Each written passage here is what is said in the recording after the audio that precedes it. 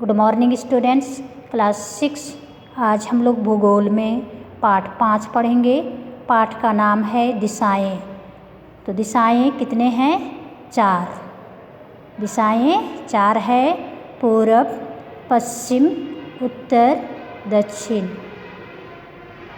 अगर हम लोगों को दिशा की जानकारी करना है तो उगते सूर्य की ओर मुँह कर खड़ा होने पर सामने पूरब, पीछे पश्चिम और बाएं हाथ की ओर उत्तर और दाईं हाथ की ओर दक्षिण। आगे हम लोग देखेंगे कुल दिशाएं 10 है। कुल दिशाएं कितने हैं? 10। पूरब, पश्चिम, उत्तर, दक्षिण, उत्तर पूरब, पूरब दक्षिण, दक्षिण पश्चिम, उत्तर पश्चिम।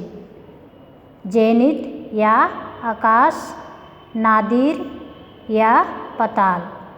तो कुल दिशाएं 10 है। फिर से पूरब, पश्चिम, उत्तर, दक्षिण। उत्तर और पूरब के बीच उत्तर पूरब, पूरब और दक्षिण के बीच पूरब दक्षिण, दक्षिण और पश्चिम के बीच दक्षिण पश्चिम, पश्चिम और उत्तर के बीच उत्तर पश्चिम। और सिर के ठीक ऊपर की दिशा जेनिथ या आकाश और पैर के नीचे की दिशा नादिर या पताल कहलाता है। तो आगे हम लोग देखेंगे भारत के चारों दिशाओं में क्या है। भारत के चारों दिशा में क्या है? पूरब में बंगाल की खाड़ी, पश्चिम में अरब सागर, उत्तर में हिमालय पर्वत, दक्षिण में हिंद महासागर। फिर से पूरब में बंगाल की खाड़ी, पश्चिम में अरब सागर, उत्तर में हिमालय पर्वत और दक्षिण में हिंद महासागर। और अरब बंगाल की खाड़ी से, अरब सागर बंगाल की खाड़ी से किस दिशा में है? पश्चिम दिशा में है। तो पाठ यहीं समाप्त हो जाता है। आगे हम लोग देखेंगे अभ्यास। अभ्यास में क्वेश्चन नंबर 1, सही विकल्प चुनें। पहला, प्रमुख दिशाएं कितनी है? प्रमुख दिशाएं कितनी है? 4, यानी का नंबर। दूसरा, कुल दिशाओं की संख्या कितनी है? कुल दिशाओं की संख्या 10 है।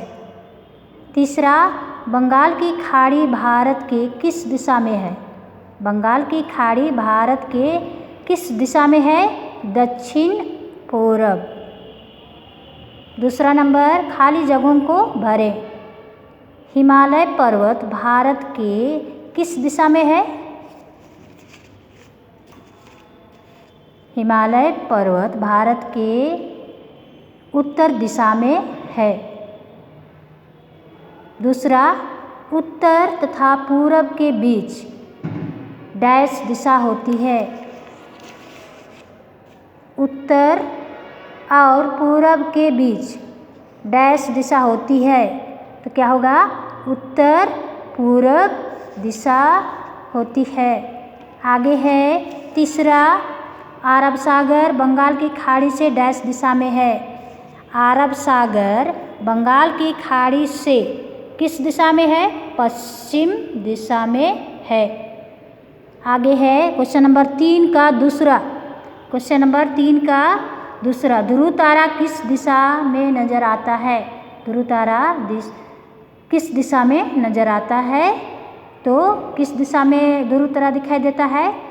उत्तरी दिशा में, यानी उत्तर दिशा में ध्रुव तारा दिखाई देता है।